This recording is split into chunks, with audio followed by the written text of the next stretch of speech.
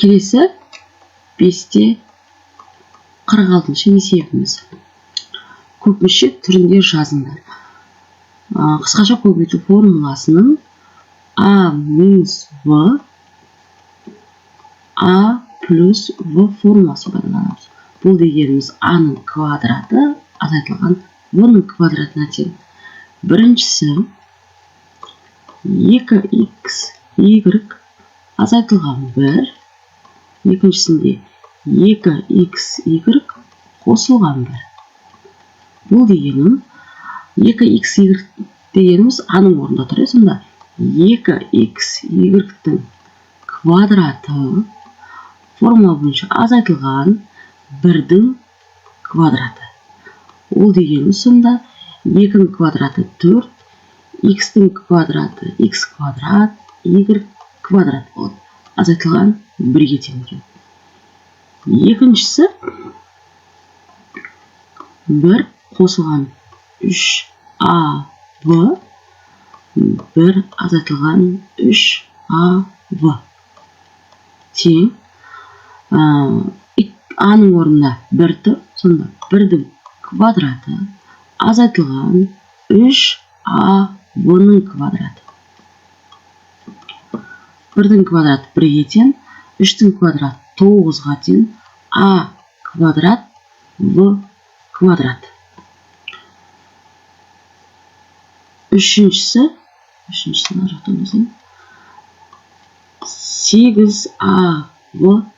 қосылған 5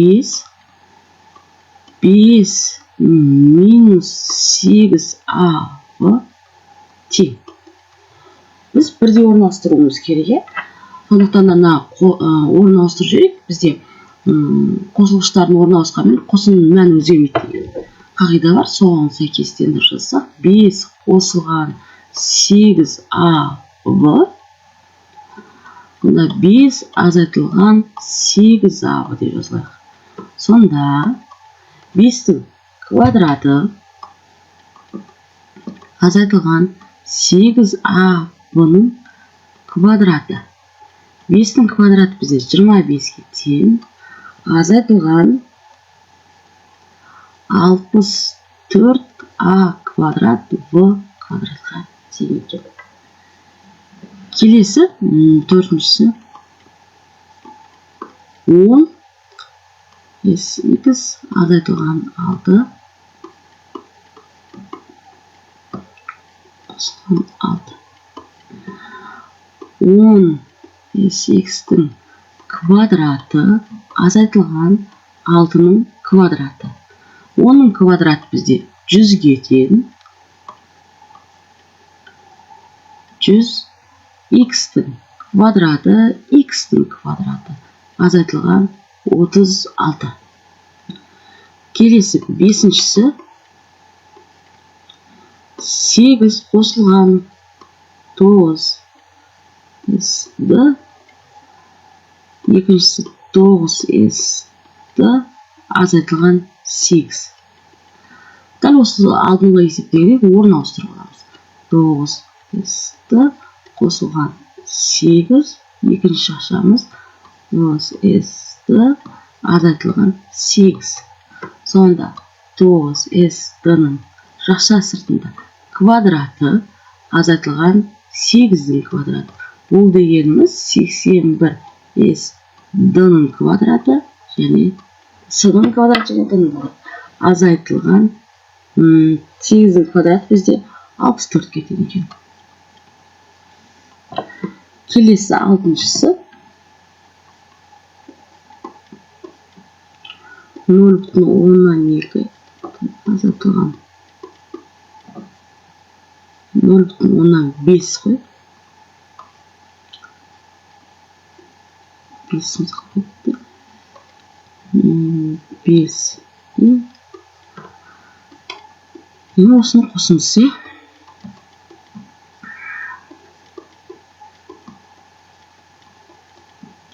Енді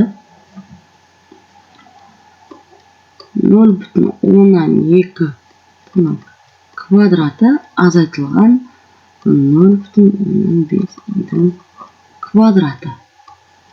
Ол дегеніміз 0,104.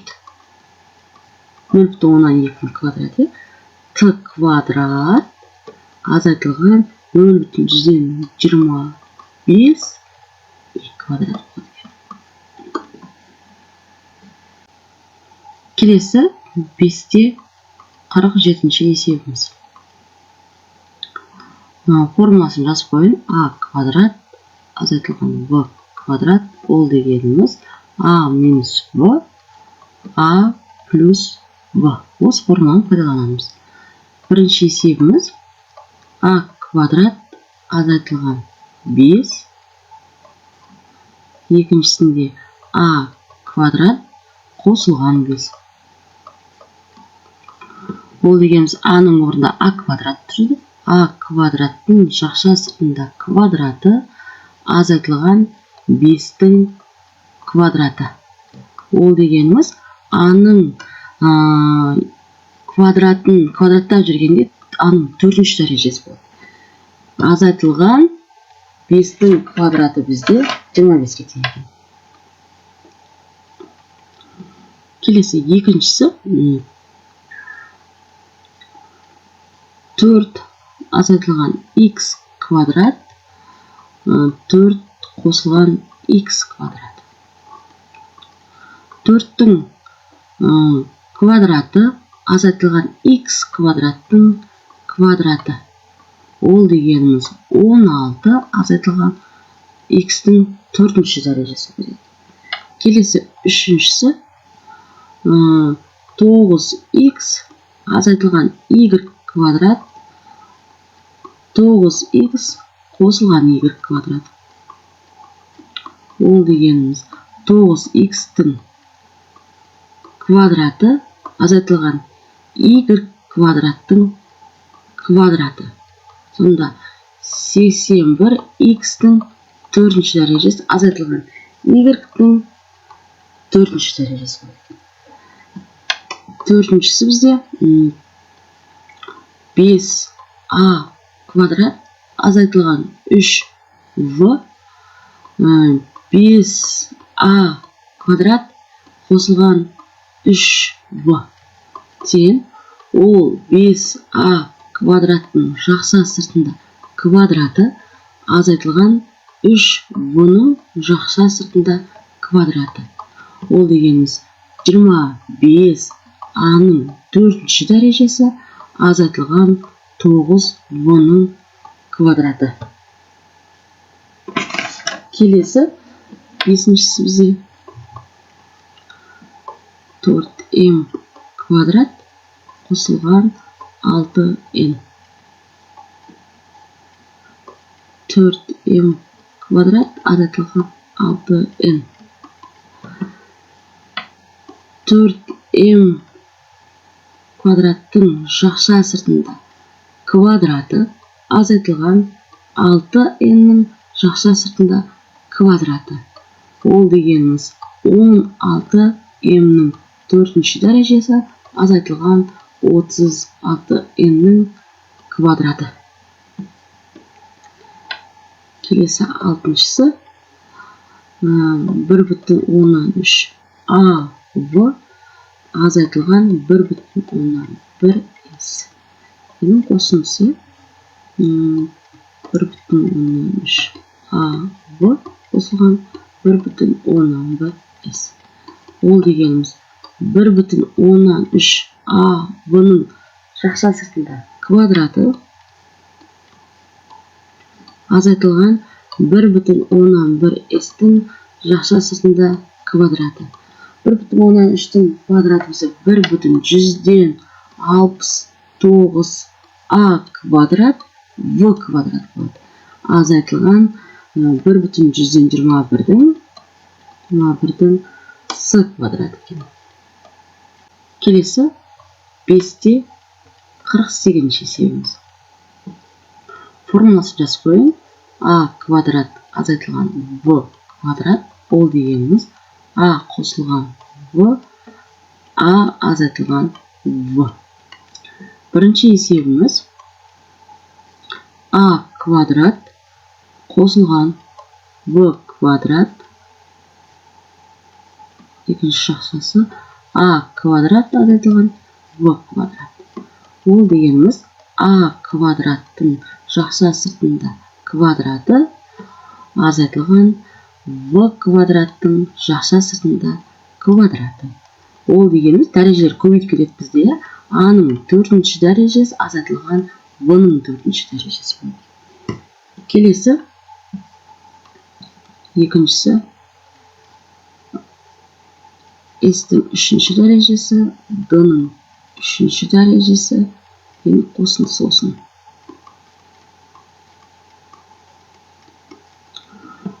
Сонда s кубтың жақша сыртында квадраты азайтылған b кубтың жақша сыртында квадраты. Дәрежелер көбейіп кетеді дедік. Сонда s 6 азайтылған d 6-ға тең екен. Келесі үшіншісі бізде 10 m квадрат азайтылған n квадрат. Енді осының қосындысы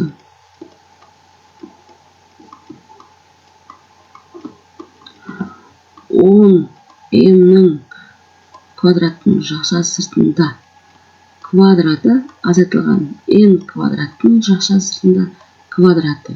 Ол дегеніміз 100 m-ның 4-ші дәрежесі азайтылған n-ның 4-ші дәрежесі.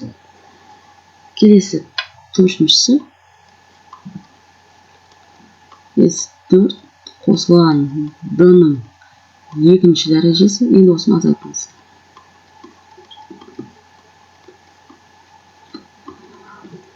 s4-тің жақша сыртында квадраты азайтылған d квадраттың жақша сыртында квадраты.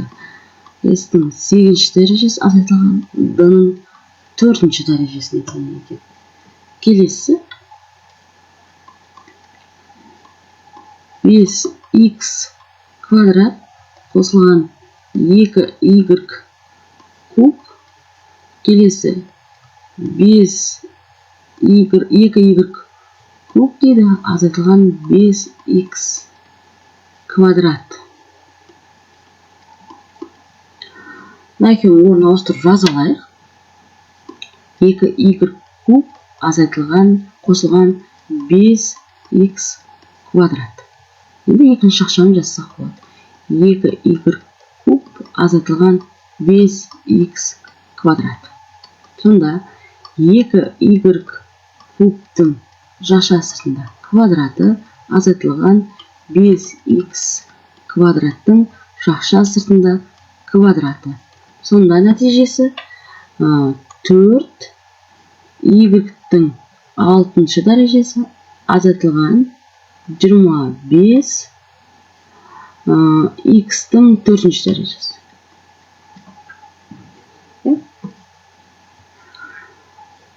Жеріміз азайтылды. Түсінікті. Келесі 6-шысы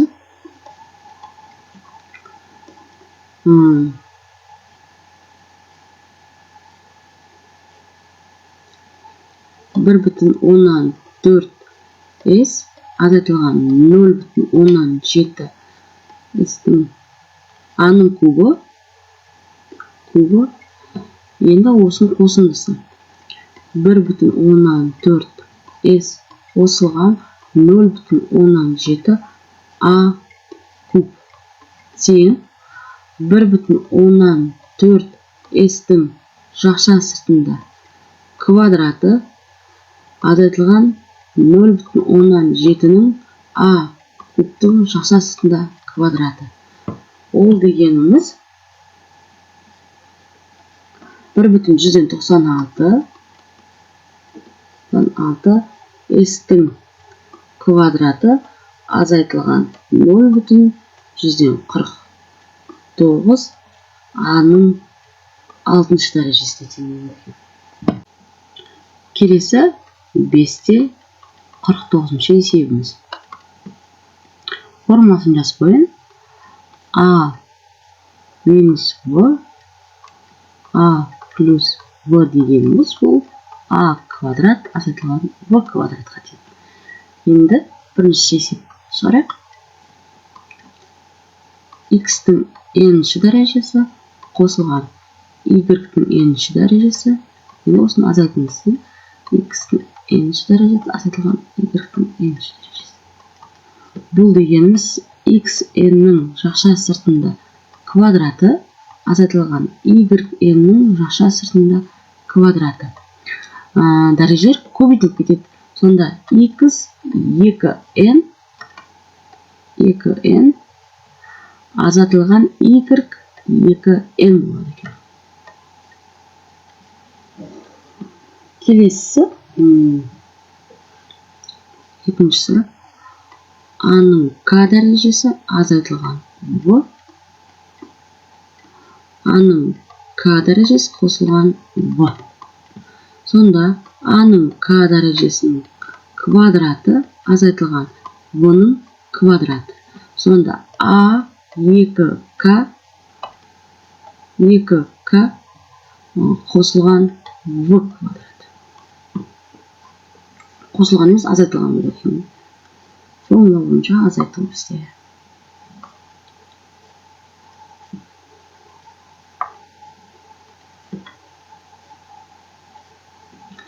Келесі үшіншісі M азайтылған QN. Дәл осыны қосымыз енді. M қосылған QN. PM-нің жақша сыртында квадраты азайтылған QN-нің жақша сыртында квадраты. Дәрежелер көбейтіліп кетеді. Сонда P2M азайтылған Q2N кетеді. Келесі төртіншісі бізде A азайтылған 2, A қосылған 2, A квадрат қосылған 4. Осылай екі жақшаның өзін осы формула арқылы біріктіретін болсақ, A квадрат азайтылған 2-нің квадрат, сонда 4-ке тең болды. Енді бұл жақшамыз бітті. Енді мына жақшаны қайта жазып қоямыз қасына. A квадрат қосылған 4. Енді формулаға салатын болсақ, A квадраттың жақша сыртында квадраты азайтылған 4-тің квадраты. Ол сонда A-ның 4-ші дәрежесі азайтылған 16-ға тең болады. Келесі 5-ші есебіміз.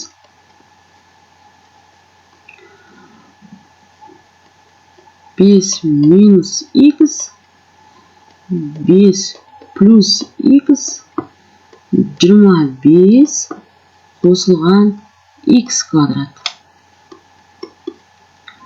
Тең. Мына жеріміз дәл осылай жеке салып аламыз. Яғни 5-тің квадраты 25-ке тең, азайтылған x-тің квадраты. Енді екінші формуланы жазамыз.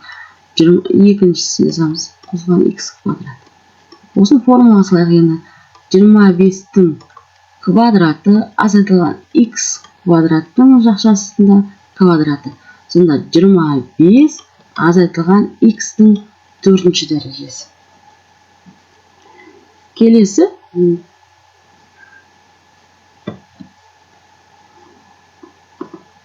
алтыншысы бізде A минус 2-нің жақша сыртында квадраты көбейтілген A плюс 2-нің жақша сыртында квадраты. Мына квадрат жақшаның сыртына шығарып жейік. A минус 2 көбейтілген A плюс 2 деп жақшаның сыртында квадраты деп жазайық. Сонда жақшаның ішінде бізде A квадрат формула бойынша азайтылған 4-тің жақша сыртында квадраты болады. Осыны енді қысқаша көбейту формуласының бірінші формуласы арқылы ашылайық. Сонда A квадраттың квадраты азайтылған 2 көбейтілген A квадрат көбейтілген 4 қосылған 4-тің квадраты болады. Сонда ол A-ның 4-ші дәрежесі азайтылған 8 A квадрат қосылған 16-ға тең болады. Келесі 5-те 50-ші есебіміз. Формуласын жазып қояйық. а квадрат минус в квадрат, ол бізде а азайтылған в, а қосылған в-ға тең. Біріншісі 2а қосылған 5-тің жақшасында квадраты азайтылған 49. 49-ды квадрат түрінде жазылады, сонда 2а қосылған 5 азайтылған 7-нің квадраты. 7-нің квадраты бізде 49-ға тең. Яғни мынау бізде а-ға тең, мынау бізде в-ға тең. Енді мынау формулаға ашып жазамыз. Яғни а-дан азайтамыз бұны. Жақша 2а қосылған 5 азайтылған 7 бірінші жақшамыз.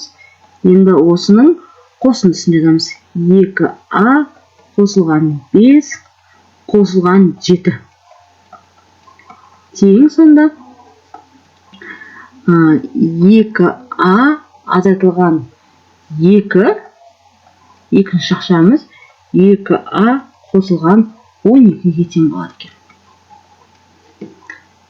Енді екінші есебіміз 5х азайтылған 2y-тің квадраты азайтылған 9y квадрат.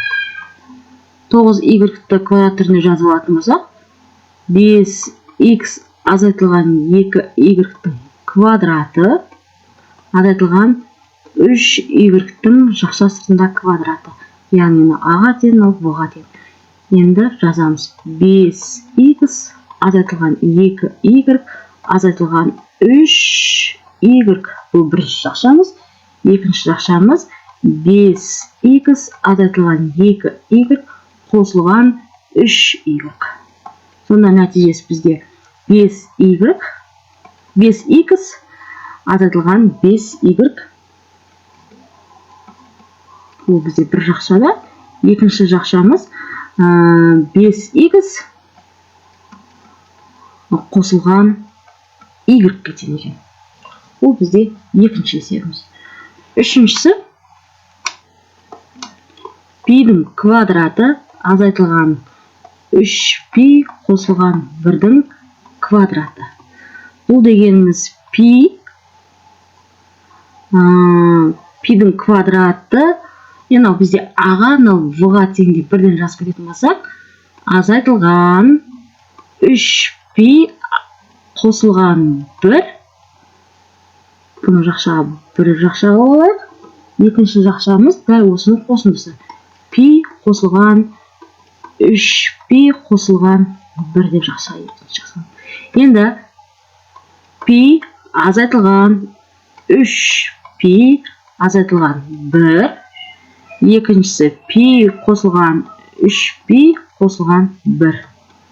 Бірінші жақшамыз сонда пи-ден 3π-ді азайтатын болсақ, минус 2π азайтылған 1-ге тең. Екіншісі 4π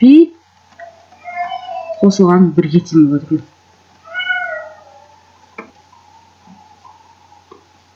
Төртіншісі 2а қосылған v-ның квадраты азайтылған а минус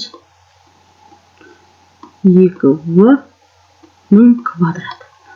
Мынау бізде а, мынау бізде в-ға тең.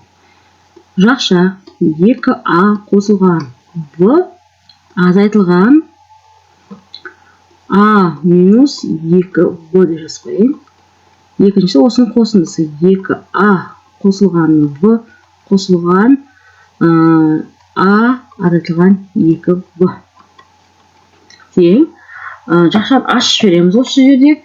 Сонда 2а қосылған в минус а қосылған 2v болады. Бірінші жақша. Минуспен ашып алдым жақшаны. Екінші жақшам көбейтілген 2а қосылған v қосылған а минус 2v деп жазып алайын да. Енді біріктіреміз ұқсас мүшелерін. Яғни 2адан а-ны алсаң, а-ның өзі қалады екен. А қосылған 3v. Екінші жақшамыз 3а азайтылған в қалады. Келесі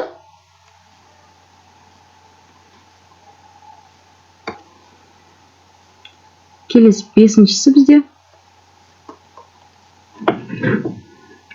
x қосылған y-тің квадраты азайтылған x азайтылған y-тің квадраты. Так, а, в деп қарастырамыз. x қосылған y азайтылған x азайтылған y деп жазып алайық. Енді осының қосындысын жазамыз. Қосылған x азайтылған y. Тең. Енді мына бір минуспен жақшаны ашамыз. x қосылған y минус x плюс y. Бұл бірінші жақшамыз. Екінші жақшамыз x қосылған y қосылған x азайтылған y болады. Тең. X-тан x-ті алып тастасаң 0 болып қалады. Сонда 2y қалды бірінші жақшадан. Көбейтілген екінші жақшадан. Y-тан y-ті алып 0 болып қалды. Сонда олда 2x қалды. Көбейтілген.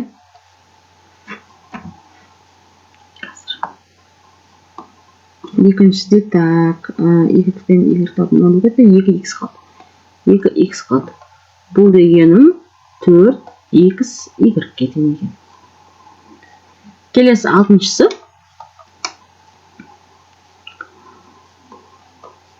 Төрт пи азайтылған q-дің жақшасында квадраты азайтылған 2π